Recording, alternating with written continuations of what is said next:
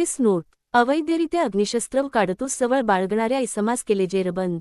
खंडणी विरोधी पथक, गुन्हे शाखा, ठाणे शहर येथील पोहवा शैलेश शिंदे यांना गुप्त बातमीदारामार्फत मिळालेल्या बातमीच्या आधारे शैलेश साळवी, वरिष्ठ पोलीस निरीक्षक, खंडणी विरोधी पथक, गुन्हे शाखा, ठाणे शहर यांचे मार्गदर्शनाखाली वरील पोलीस पथकाने काल्हेर ते ठाणे सार्वजनिक रोडवर न्यू कशेळी ब्रिजजवळ, ठाणे प.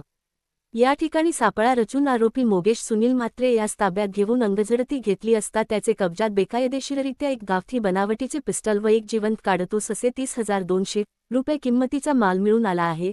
त्याचेकडे अग्निशस्त्राचे परवान्याबाबत विचारपूस केली असता त्याचेकडे कोणताही वैध परवाना नसलेबाबत सांगितले आहे. तसेच त्याने मा.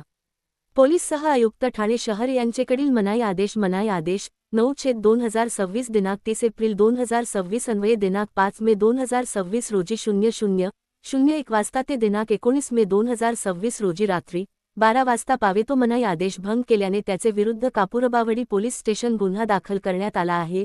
वर नमूद आरोपी यास सदर गुन्ह्यामध्ये दिनांक 8 मे 2026 रोजी सकाळचे 11:38 वा अटक करण्यात आली असून त्यास मुदतीत मा.